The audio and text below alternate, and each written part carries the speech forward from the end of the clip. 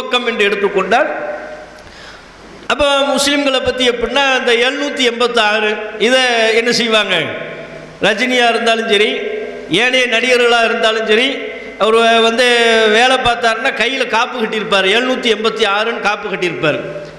எதிரி துப்பாக்கி வச்சு சுடுவான், அந்த புல்லட் நேராக 786ன்னு அணிந்திருக்கிற தாயத்தில் பற்றும் அல்லது காப்பில் பற்றும். பட்ட உடனே அவர் சொல்வார், அல்லாஹ் காப்பாற்றிட்டாரு அப்படிங்குவார். இது ஒரு காலகட்டமாக இருந்தது. முஸ்லீம்களை பற்றி சினிமாவில் இப்படி காட்டி கொண்டு இருந்தார்கள். அந்த 786ங்கிற நம்பருக்கும் இஸ்லாத்துக்கும் சம்பந்தம் கிடையாது, அதுவும் தப்பு தான். இருந்தாலும் அதை ஒரு சில முஸ்லீம்கள் தங்களுடைய வீடுகளில் 786ன்னு எழுதி வைக்கிறாங்க. அதை பார்த்து சினிமாவில் செய்தார்கள்னு சொல்லலாம். ஆனால் அதுக்கு பிறகான காலகட்டத்தை எடுத்துக்கொண்டால் முஸ்லீம்கள்னால் பயங்கரவாதின்னு தான் சினிமாவில். அதுக்கு பிறகு உள்ள எந்த சினிமாவை எடுத்துக்கிட்டாலும் சரி, முஸ்லீம்னா யார், பயங்கரவாதி, தீவிரவாதி, அவன் வீட்டில் துப்பாக்கி வச்சுருப்பான், எந்நேரம் வேணாலும் சுட்டுருவான், குண்டு வச்சுருப்பான், எந்நேரம் வேணாலும் வெடிக்க வச்சுருவான், இப்படிங்கிற ஒரு அச்சத்தை உருவாக்கிட்டாங்க சினிமாவில். இப்போ விஜயகாந்த் நல்ல மனிதர், தனிப்பட்ட முறையில் நல்ல மனிதர், அவர் மறைந்து விட்டார். இருந்தாலும் அவருடைய சினிமாக்களெல்லாம் பார்த்தீங்கன்னு வைங்க, அவர் சினிமாவில் வில்லன் சொன்னாலே பாகிஸ்தான்லேருந்து தான் ஒருத்தர் வருவார். அக்ரம் கான், வாசிம் கான், இம்ரான் கான், யூனுஸ் கான், எல்லாம் கான் தான். தமிழக பயங்கரவாதியோ இந்து பயங்கரவாதி அல்லது முஸ்லீம் அல்லாத ஏனைய மதத்தை சார்ந்தவங்க பயங்கரவாதியாக இருக்க மாட்டாங்க. அவர் சினிமாவில் பயங்கரவாதின்னா அக்ரம் கான் தான், வாசிம் கான் தான். இதை தொடர்ச்சியாக அவனால் பாகிஸ்தான்லேருந்து வந்தான், பாகிஸ்தான்லேருந்து வந்த ஆனால் முஸ்லீம் என்பதாக காட்டுவார்கள். அப்போ முஸ்லீம்கள்லாம் இந்த மாதிரி தான், அக்ரம் கான் மாதிரி தான் எல்லா முஸ்லீமும் இருப்பாங்க, எல்லாருமே பயங்கரவாதியாக தான் இருப்பாங்கன்னு அந்த சினிமா ஒரு குறிப்பிட்ட கணிசமான அளவில் முஸ்லீம்களை பயங்கரவாதியாக கட்டமைத்தது. அது மறுக்கவே இயலாது. விஜயகாந்திற்கு தவறான நோக்கம் இல்லாமல் இருக்கலாம், ஆனால் அவர் நடித்த தயாரித்த பல படங்கள் முஸ்லீம்களை பயங்கரவாதியாக சித்தரிக்கத்தான் உதவியது. அவருக்கு தெரிந்தோ தெரியாமலோ அந்த ஒரு கட்டமைப்பு உருவாகிவிட்டது சினிமா மூலமாக. மணிரத்னம், கமலஹாசன் போன்றவர்கள் வெளிப்படையாகவே முஸ்லீம்லாம் பயங்கரவாதின்னு படம் எடுக்க ஆரம்பிச்சிட்டாங்க. முஸ்லீம்கள்லாம் அவ்வளோதான். அதுவும் உச்சகட்டமாக கமலஹாசன் விஸ்வரூபத்தில் முஸ்லீம்களை எந்த அளவுக்கு பயங்கரவாதியாக காட்டினார். ஏன் அந்த சினிமா படத்துக்கு எதிராக தமிழக முஸ்லீம்கள் அவ்வளோ கொந்தளித்தார்கள், சினிமா படத்தை திரையில் ஓடவிட மாட்டோம்னு ஏன் நம்ம முஸ்லீம்கள் சொன்னார்கள். அந்தளவுக்கு பயங்கரவாதியாக முஸ்லீம் எல்லாருமே தாலிபான் தீவிரவாதிக்கெல்லாம் தங்களுடைய வீடுகளில் அடைக்கலம் கொடுத்தவர்கள் அப்படின்னு காட்டினாங்க. அதுவும் இல்லாமல் முஸ்லீம்கள் தங்களுடைய வணக்க வழிபாடுகளுக்கு பயன்படுத்தக்கூடிய சொற்களை எல்லாம் பயங்கரவாதத்தின் சொல்ல அவர் காட்டினார், சித்தரித்தார். அல்லாஹ் அக்பர் நாங்கள் தொழுகிறோம், நமாஸ் பண்ணுறோம், அல்லாஹ் அக்பர். இது எல்லா முஸ்லீம் அல்லாத நண்பர்களுக்கு கூட தெரியும். முஸ்லீம்கள் அல்லாஹ்வை பெருமைப்படுத்தி இந்த மந்திரத்தை சொல்கிறார்கள் அப்படின்னு விளங்கிக்குவாங்க, விளங்கி தான் வைத்திருக்கிறார்கள். கமலஹாசன் சினிமா படத்தில் எப்படி தெரியுமா காட்டினார் இந்த சொல்ல, பயங்கரவாதிகளுடைய கோடு வேடாக காட்டுறாரு.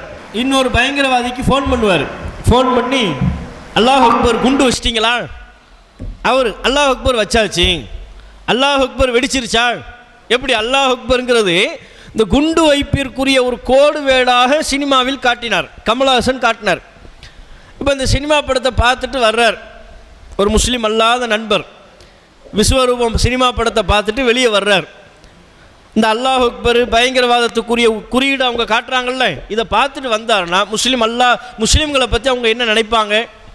பக்கத்தில் பள்ளிவாசல் இருக்குது, முஸ்லீம்கள் நமாஸ் பண்ணிக்கிட்டு இருக்கிறாங்க, அல்லாஹ் அக்பருங்குவாங்க. பதறி அடித்து ஓட மாட்டார், ஆஹா அல்லாஹ் அக்பருங்கிறாங்க, எங்கேயோ குண்டு வச்சுருக்கிறாங்க, வெடிக்க வைக்க போகிறாங்க, நம்ம தப்பிச்சோம் பிழைச்சோம்னு ஓட வேண்டியது தான் நினைப்பார்களா இல்லையா. அப்போ இப்படியான ஒரு சித்தரிப்பு சினிமாவின் மூலமாக தொடர்ச்சியாக ஏற்படுத்தப்படுகிறது, மீடியாவிலையும் ஏற்படுத்தப்படுகிறது. நம்ம இதில் எப்படி பார்க்கணும், பயங்கரவாதம் என்பது எல்லா மதத்திலையும் இருப்பார்கள், முஸ்லீம்கள்லையும் இருப்பாங்க, முஸ்லீம் அல்லாதவர்களையும் இருப்பார்கள், கிறிஸ்தவர்களையும் இருப்பார்கள், இந்துக்கள்லையும் இருப்பார்கள். அவங்கள ஒரு மதத்தோடு தொடர்புபடுத்தக்கூடாது. இலங்கையில் தமிழர்களை கொத்து கொத்தாக கொன்றார்கள், பயங்கரவாதம் தானே அது. அந்த பயங்கரவாதிகள்லாம் யார், முஸ்லீம்களா? முஸ்லீம்களா? இலங்கையில் உள்ள தமிழர்கள் கொத்து கொத்தாக கொன்று குவிக்கப்பட்டார்களே, அது பயங்கரவாதம் இல்லையா? அந்த பயங்கரவாதத்தில் ஈடுபட்டவர்கள் யார்? முஸ்லீம்கள் கிடையாது தானே. அப்போ அவர்களை நம்ம மதத்தோடு தொடர்புபடுத்தி பார்த்தோமா? இலங்கையில் உள்ள ராஜபக்ஷக்களையும் அங்குள்ள பயங்கரவாதிகளையும் தமிழர்களை கொத்து கொத்தாக கொன்று குவித்த பயங்கரவாதிகளை மதத்தோட தொடர்புபடுத்தி இன்ன பயங்கரவாதிகள்னு சொன்னோமா? சொல்லலை. அமெரிக்காவில் பல்வேறு முஸ்லீம் நாடுகளின் மீது குண்டுமலை பொழிந்து லட்சக்கணக்கான பிஞ்சு குழந்தைகள் கொல்லப்பட்டிருக்கிறார்கள். ஆப்கானிஸ்தானில் முஸ்லிம்கள் கொல்லப்பட்டார்கள், ஈராக்கில் கொல்லப்பட்டார்கள், இப்போது பலஸ்தீன் காசாவில் கொல்லப்படுகிறார்கள். இதற்கெல்லாம் அடிப்படை காரணமாக இருப்பது அமெரிக்காவிலையும் ரஷ்யாவிலையும் இன்ன பிற மேலை நாடுகளில் உள்ளவர்கள் தான். அவங்க மதம் என்ன மதம்? கிறிஸ்தவ மதம். அதனால் அவங்க செய்யக்கூடிய இந்த அட்டூழியத்தை, அவர்கள் செய்யக்கூடிய இந்த மனிதநேயத்திற்கு எதிரான காட்டுமிராண்டி செயலை அவங்க மதத்தோட தொடர்படுத்தி பார்க்கக்கூடாது. பயங்கரவாதிகளுக்கும் மதத்திற்கும் சம்பந்தம் இல்லை. ஒரு இந்து பயங்கரவாதியாக இருந்தால், ஒரு முஸ்லீம் பயங்கரவாதியாக இருந்தால், ஒரு கிறிஸ்துவ பயங்கரவாதியாக இருந்தால் அதுக்கு அவன் மதம் காரணமல்ல. அவன் மதத்தின் பெயரை சொல்லி செய்தால் கூட மதம் காரணம் கிடையாது. இந்த புரிதலுக்கு நாம் வரணும். எந்த மதமும் ஆயுதத்தை தூக்கு அப்பாவி மக்களை கொல்லுன்னு சொல்லாது. இந்து மதமும் சொல்லாது, கிறிஸ்தவ மதமும் சொல்லாது, முஸ்லீமும் இஸ்லாமிய மார்க்கமும் சொல்லாது.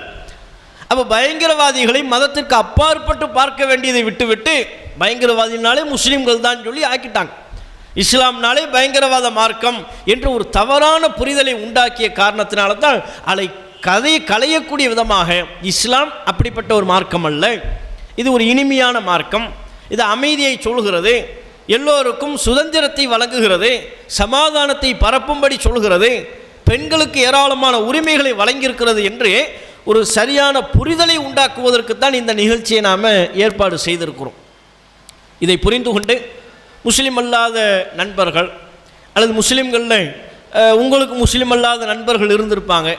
உங்களுடைய சந்தேகங்கள், இஸ்லாம் குறித்த உங்களுடைய சந்தேகங்கள் எதுவாக இருந்தாலும், குர்ஆன் பற்றி உங்களுடைய சந்தேகங்கள் எதுவாக இருந்தாலும் சரி, நபிகள் நாயகம் அவர்களை பற்றி உங்களுடைய சந்தேகங்கள் எதுவாக இருந்தாலும், முஸ்லீம்களின் நடைமுறை சார்ந்து நீங்கள் இப்படி வழிபாடு செய்கிறீங்க இது சரியா, நீங்கள் இந்த மாதிரி நமாஸ் பண்ணுறீங்களே இது சரியா, பள்ளிவாசல் கேட்டு வைத்திருக்கிறீர்கள் அதில் முஸ்லீம் அல்லாத எங்களையெல்லாம் அலோட் பண்ணுவீங்களா, நாங்கள் வரலாமான்னு உங்களுக்கு என்ன சந்தேகம் இருக்கிறதோ அதை தாராளமாக இந்த சபையில் நீங்கள் கேட்டு தெளிவு பெற்றுக்கொள்ளலாம். அதற்கான சபை தான் இது. உங்கள் சந்தேகங்களை தெளிவுபடுத்த வேண்டும் என்கிற நோக்கத்தில் ஏற்பாடு செய்யப்பட்ட சபை தான் இது. நீங்கள் உங்கள் சந்தேகத்தை கேட்குறதுனால பாய்மாரெல்லாம் உட்கார்ந்துருக்குறாங்க, தப்பாக நினைப்பாங்களோ, குர்ஆனை பற்றி கேட்டால் தப்பாக நினைப்பாங்களா, நீங்கள் பார்க்க வேண்டிய அவசியம்லாம் இல்லை. யாரும் தப்பாலாம் நினைக்க மாட்டாங்க. அப்படி நினைக்கிற மாதிரி உங்களுக்கு தெரிஞ்சுன்னா சொல்லுங்கள், அவங்கள வெளியே அனுப்பிடுவோம். இல்லை நம்ம குர்ஆனை பற்றி இப்படி கேள்வி கேட்டோம், இவர் நம்மளை குறுகுறுன்னு பார்க்குறாருன்னு யாராவது ஒன்று சொல்லிங்கன்னு வைங்க, அது யாருப்பா அது குறுகுறுன்னு பார்த்தது, கிளம்பு வெளியே போ, உனக்கான சபை இது கிடையாதுன்றோம். ஏன்? இது குர்ஆன் சம்பந்தமாக உங்களுக்கு என்ன சந்தேகம் இருக்குது அது தெளிவுபடுத்துவதற்கு தான் இந்த சபை.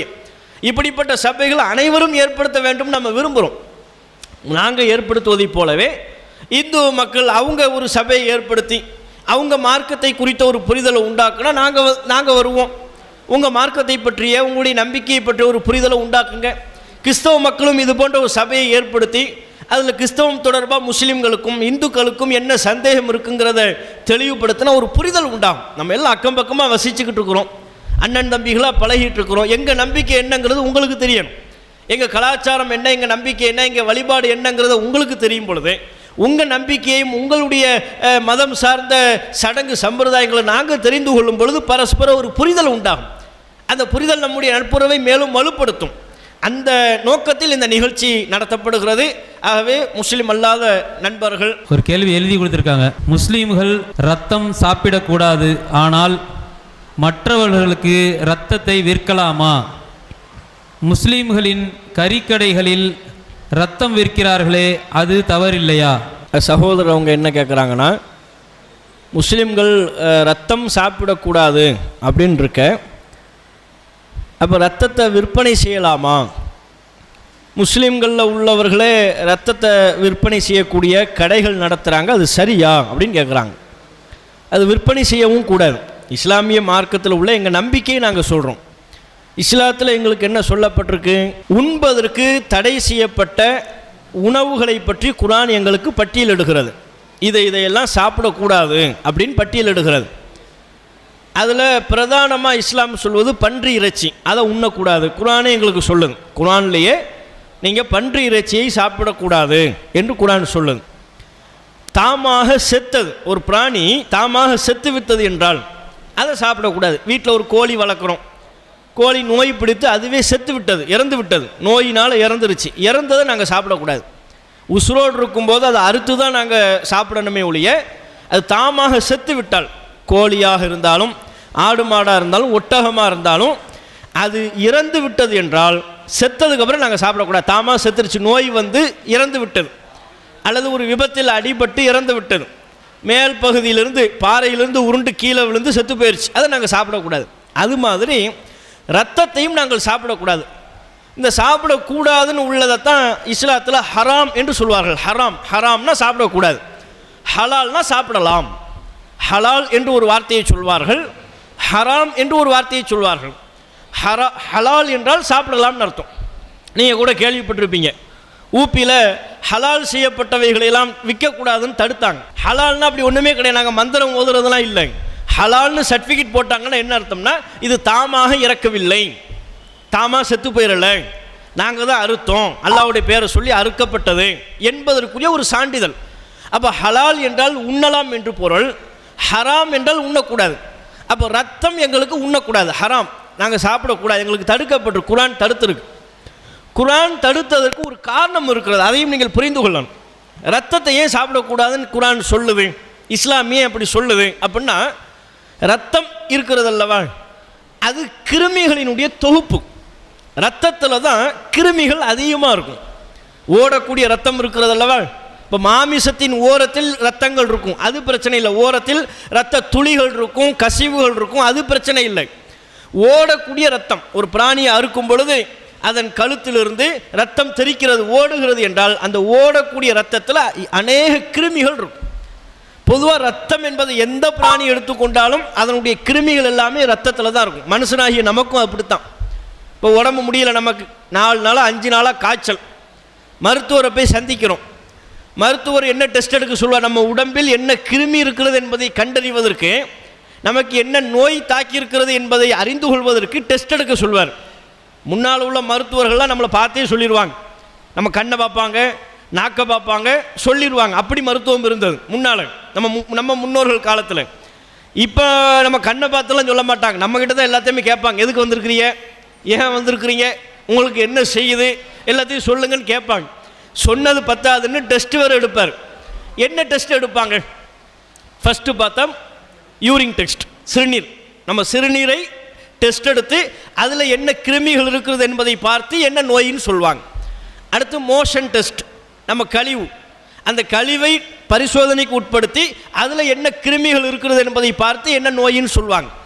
இந்த ரெண்டை விட அதிகமாக எடுக்கப்படுகிற டெஸ்ட் எது, பிளட் டெஸ்ட், இரத்த பரிசோதனை. இரத்த பரிசோதனை ஒரு கொஞ்சம் அளவு ரத்தத்தை எடுத்து அதில் என்ன கிருமி இருக்குன்னு பார்ப்பாங்க. அப்போ ரத்தத்தை பரிசோதனை செய்து தான் உங்களுக்கு டைஃபாய்டு காய்ச்சல் இருக்குங்குவாங்க, உங்களுக்கு மலேரியா காய்ச்சல் இருக்கிறது, உங்களுக்கு நிமோனியா இருக்கிறது, உங்களுக்கு அந்த பாதிப்பு இருக்கிறது, இந்த பாதிப்பு, எல்லாத்தையுமே ரத்தத்தை வைத்தே சொல்லி விடுகிறார்கள். அப்போ ரத்தத்தை வைத்தே நம்முடைய உடம்பில் உள்ள நோய்களை சொல்ல முடிகிறது என்றால் அதனுடைய பொருள் என்ன, ரத்தம் தான். அவ்வளவு கிருமிகளும் இருக்குது. நம்ம உடம்புல என்ன நோய் தாக்கினாலும் அந்த நோய்களினுடைய கிருமி ரத்தத்தில் ஓடிக்கொண்டிருக்கும், ரத்தத்தில் தான் இருக்கும். அதனால் அந்த நோயை சொல்லி விடுகிறார்கள். இப்போ அதே மாதிரி தான் நமக்கு இருக்கிற மாதிரி தான் பிராணிகளுக்கும், ஆடு மாடாக இருந்தாலும் சரி, கோழியாக இருந்தாலும் சரி, அதன் ரத்தத்தில் தான் கிருமிகள் இருக்கும். இப்போ அந்த ரத்தத்தையே தனியாக பொரியல் செய்து சாப்பிட்டோம்னா என்ன அர்த்தம், கிருமிகளை நாம் உட்கொள்கிறோம்னு அர்த்தம். அந்த கிருமிகளை தான் நம்ம உட்கொள்கிறோம். அப்போ அதனால தான் இஸ்லாம் சொல்லுது, ரத்தத்தை சாப்பிடாதீங்க. நீ எந்த மருத்துவத்தையும், இதை நாங்கள் எங்கள் மத நம்பிக்கையின் பேரில் சொல்லலை, எங்கள் மதம் என்ன சொல்லுது, இஸ்லாம் சொல்லுது ரத்தத்தை சாப்பிடாது, அவ்வளோதான் சொல்லுது. ரத்தத்தில் கிருமிகள் இருக்கிறது என்பதை இன்றைய மருத்துவம் தான் சொல்கிறது. மருத்துவத்தில் போய் நீங்கள் கேளுங்க, ரத்தத்தில் கிருமிகள் இருக்கிறதா, ரத்தம் சாப்பிடுவது உடலுக்கு நல்லதான்னு கேட்டால் உடலுக்கு நல்லது அல்ல, அதில் தான் கிருமிகள் இருக்கிறது என்பதை மருத்துவர்களே ஒப்புக்கொள்வார்கள். அப்போ இந்த காரணத்தினால்தான் இஸ்லாம் ரத்தத்தை சாப்பிடக்கூடாது என்று எங்களுக்கு சொல்லுது. இது ஒரு விஷயம். இப்போ கேள்வி, அந்த ரத்தத்தை வியாபாரம் பண்ணலாமா, பண்ணக்கூடாது. இஸ்லாத்தில் எது தடுக்கப்பட்டு விட்டதோ, எது சாப்பிடுவதற்கு தடுக்கப்பட்டு விட்டதோ அதை பிறருக்கு விற்பனை செய்யவும் கூடாது. இப்போ மது கூடாது, மதுவை சாப்பிடக்கூடாது, மதுவை உட்கொள்ளக்கூடாது, போதைப் பொருள் எதையும் உட்கொள்ளக்கூடாது, இஸ்லாம் தடுத்திருக்கிறது. இப்போ மதுவை உட்கொள்ளக்கூடாதுன்னு இஸ்லாம் தடுத்து விட்டதல்லவா, இதை விற்பனை செய்யவும் கூடாது. நான் பீடி சிகரெட்டு விற்பனை பண்ணலாமா, கூடாது. ஏன், அதுதான் தடுக்கப்பட்டுருச்சேன். உட்கொள்வதற்கு தடை செய்யப்பட்ட அனைத்தும் விற்பனை செய்வதற்கும் தடை செய்யப்பட்டு விட்டது. இதை நபிகள் எங்களுக்கு தெளிவுபடுத்தியிருக்கிறாங்க. எதை இறைவன் உங்களுக்கு உண்பதற்கு தடை செய்து விட்டானோ, சாப்பிடுவதற்கு தடை செய்து விட்டானோ, அதை பிறருக்கு விற்பனை செய்யவும் கூடாது. தடை நமக்கு நல்லதுன்னு தானே தடுக்கப்பட்டிருக்கிறது. நம்ம சாப்பிடக்கூடாது, அது கெட்டது என்பதால் தானே தடை செய்யப்பட்டிருக்கிறது. அதை போய் அடுத்தவங்களுக்கு நம்ம எப்படி விற்பனை செய்யலாம்? நான் சாப்பிட மாட்டேன், நீங்கள் சாப்பிடுங்கன்னு அர்த்தமா? மதுவை நான் குடிக்க மாட்டேன், நீங்கள் குடிங்க. பீடி சிகரெட்டு நான் குடிக்க மாட்டேன், நீங்கள் குடிங்க. ரத்தம் நான் சாப்பிட மாட்டேன், நீங்கள் சாப்பிடுங்க சொல்லக்கூடாது. நமக்கு எதை நாட வேண்டுமோ, நமக்கு எந்த நல்லதை நாம் நாடணுமோ அதை தான் பிறருக்கும் நம்ம நாடணும். அந்த அடிப்படையில் இரத்தத்தை விற்பனை செய்யக்கூடாது. முஸ்லிம்களில் சிலர் இரத்தத்தை விற்பனை செய்கிறார்கள் என்று சொன்னால் அதை அறியாமல் செய்கிறார்கள், அது தவறு, அவர்களுக்கு சுட்டி காட்டப்பட வேண்டும். இதுதான் அதில் உள்ள விஷயம். அன்புக்குரிய சகோதரர்களே, தௌ ஜமாத்தினுடைய சேவை நிறுவனங்களில் ஒன்று தான் திருச்சியில் அமையப்பட்டிருக்கிற இஸ்லாமிய கல்லூரி. இஸ்லாமிய கல்லூரி என்பது மக்களுக்கு சத்தியத்தை, ஏகத்துவத்தை எடுத்துச் சொல்லக்கூடிய மார்க்க பிரச்சாரர்களை உருவாக்கக்கூடிய, மார்க்க ஆய்வாளர்களை உருவாக்கக்கூடிய ஒரு சிறந்த கல்வி நிறுவனம். அசத்தியவாதிகளோடு விவாத களத்தில் பங்கேற்கக்கூடிய பல்வேறு நபர்களை இந்த கல்லூரியின் மூலமாக அல்லாஹ்வின் கிருபையால் நம்ம உருவாக்கியிருக்கிறோம். இப்படிப்பட்ட இந்த கல்வி நிறுவனத்தில் அவங்களுக்கு நம்ம தேவையான மார்க்க கல்வி, ஆய்வு செய்யக்கூடிய திறன் எல்லாவற்றையுமே தகுதியான ஆசிரியர்களை கொண்டு வழங்கப்படுகிறது. இந்த கல்வி நிறுவனத்தில் பயிலக்கூடிய 4 ஆண்டு காலத்திலையும் உணவுக்காகவோ இருப்பிடத்திற்காகவோ வேறு எந்த ஒரு காரணத்துக்காகவும் அவங்களிடமிருந்து கட்டணம் எதுவுமே பெறப்படுறதில்லை. தௌஹீத மக்கள் மத்தியில் எடுத்து சொல்லக்கூடிய 4 ஆண்டு கால திட்டத்தின்படி செயல்படுகிற ஒரே கல்வி நிறுவனமாக, நமக்கு இருக்கிற ஒரே மதரசாவாக இந்த இஸ்லாமிய கல்லூரி கல்வி நிறுவனம் தான் இருக்கிறது. எல்லா பெற்றோர்களுமே தன்னுடைய பிள்ளை இந்த சமுதாயத்தில் கண்ணியமானவனாக மதிக்கப்படணும்னு ஆசைப்படுவாங்க. ஆனால் இந்த கல்லூரியிலிருந்து படிச்சுட்டு போனவங்க இந்த சமுதாயத்தில் மிக கண்ணியமானவங்களால் நடத்தப்படுறாங்க, அவங்களும் கண்ணியமாக நடந்துக்கிறாங்க. அப்படிப்பட்ட ஒரு பயிற்சியை இந்த கல்லூரி எங்களுக்கு தருது. அதே மாதிரி நான் முக்கியமாக ஒரு விஷயம் சொல்லணும்னு ஆசைப்பட்றேன். அதாவது எல்லா பிள்ளைகளுமே தன்னுடைய பெற்றோர்களுக்காக உழைக்கிறாங்க, சம்பாதிக்கிறாங்க, எல்லாம் பண்ணுறாங்க. ஆனால் எங்கள் கல்லூரியுடைய மாணவர்கள் அந்த பிள்ளைகளை பெற்ற அந்த பெற்றோர்கள் நாளைக்கு மறுமையில் சொர்க்கம் போகணும்னு சொல்லி அவங்களுக்காக நல்ல அமல்களை சேர்த்துக்கிட்டு இருக்கிறாங்கிறது ரொம்ப எங்களுக்கு பெருமையான விஷயம். அதை ஒரு மையமாக வச்சு தான் நாங்கள் இந்த கல்லூரியில் படிச்சுக்கிட்டு இருக்கோம். இது போன்ற மார்க்க பிரச்சாரங்கள் அதிகமான அளவில் நம்ம உருவாக்கணும்னா இந்த வகைக்கென்று உங்களுடைய பொருளாதாரத்தை தாராளமான முறையில் வாரி வழங்குங்க. நபிகள் நாயகம் ஸல்லல்லாஹு அலைஹி வஸல்லம் அவங்க சொன்னாங்க, கைருக்கும் மன் தஅல்லமல் குர்ஆன வ அல்லமஹு, உங்களில் குர்ஆனை தாமும் கற்று பிறருக்கும் கற்றுக் கொடுப்பவரே சிறந்தவர். நபி அவர்கள் சொன்ன அந்த நபி மொழியை உயிரோட்டம் கொடுக்கக்கூடிய விதமாகத்தான் இந்த கல்வி நிறுவனத்தை நாம் தொடர்ச்சியாக நடத்திக்கிட்டு இருக்கிறோம். தொடர்ச்சியாக நாம் நடத்த வேண்டும் என்றால் அதற்கு உங்களுடைய பொருளாதார பங்களிப்பு மிக மிக முக்கியமானது. இந்த வகைக்காக உங்களுடைய பொருளாதாரத்தை தாராளமான முறையில் வாரி வழங்குங்கள். அல்லாஹ் அருள் செய்வானாக. அஸ்ஸலாமு அலைக்கும் வரஹ்மத்துல்லாஹி வபரகாத்துஹு. உங்களுடைய நன்கொடைகளை டிடியாகவோ செக்காகவோ அல்லது மணி ஆர்டராகவோ அனுப்பலாம். டிடி அனுப்புபவர்கள் Tamil Nadu Thowheed Jamath, account number 78274827, Indian bank, IFSC code IDIB 000M016, Mannadi branch, Chennai 600001 என்ற பெயரில் எடுத்து அனுப்ப வேண்டிய முகவரி தமிழ்நாடு தௌஹீத் ஜமாஅத் மாநில தலைமையகம், நம்பர் 25, அரண்மனைக்காரன் தெரு, மண்ணடி, சென்னை 1. மற்றும் ஆன்லைன் பரிவர்த்தனைகள் மூலமாகவும் அனுப்பலாம். கூகுள் பே மூலமாக அனுப்ப விரும்புவோர் 99503533 என்ற எண்ணிற்கு அனுப்பவும். பணம் அனுப்பியதற்கான ஸ்கிரீன்ஷாட்டை 7552777119 என்ற எண்ணிற்கு வாட்ஸ்அப்பில் அனுப்பவும். சகோதரி நம்ம கிட்ட கேட்க மாட்டாங்க, இன்னொருத்தர் சொல்லி கேட்க சொல்றாங்க. இஸ்லாம் முகமது நபி காலத்துக்கு பிறகு தானே வந்துச்சு, அதுக்கு முன்னாடி இஸ்லாம் இல்லை தானே, புதியதாக தோன்றப்பட்ட மார்க்கம் தானே கேட்குறாங்க. அதாவது சகோதரி அவங்க இஸ்லாம்ங்கிறது முகமது நபியினுடைய காலத்திற்கு பிறகு தோன்றிய மார்க்கம் தானே, அதற்கு முன்பு இல்லையே அப்படின்னு கேட்குறாங்க. அது தவறான ஒரு பார்வை. இஸ்லாம்ங்கிற இந்த மார்க்கம், இந்த மார்க்கத்தை எடுத்து சொல்வதற்காக இறைவனால் பல இறை தூதர்கள் அனுப்பப்பட்டிருக்கிறாங்க. ஒவ்வொரு காலகட்டத்திலையும் ஒவ்வொரு இறை தூதர். அந்த வரிசையில் முகமது நபிகள் அவங்க இறுதியாக வந்த இறை தூதர். முகமது நபிகள் தான் இறை தூதரின் வரிசையில் இறுதியானவர். அவருக்கு முன்பு பல இறை தூதர்கள் வந்தாங்க, அவங்களும் இஸ்லாத்தையே சொன்னார்கள். இதான் எங்கள் நம்பிக்கை.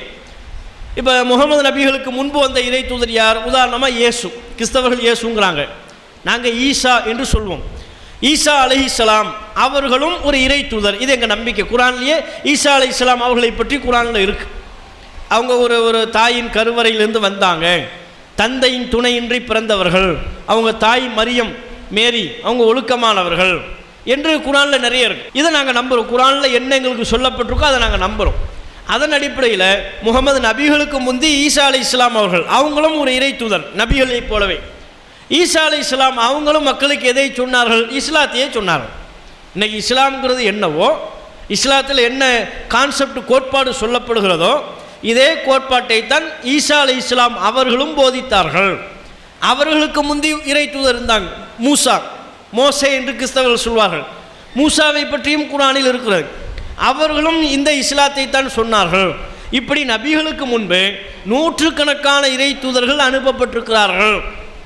அவங்க அனைவரும் இஸ்லாத்தையே பிரச்சாரம் செய்தார்கள். இதுதான் எங்கள் நம்பிக்கை. அப்போ இஸ்லாம் என்பது நபிகள் காலத்தில் தோன்றிய மார்க்கம் அல்ல.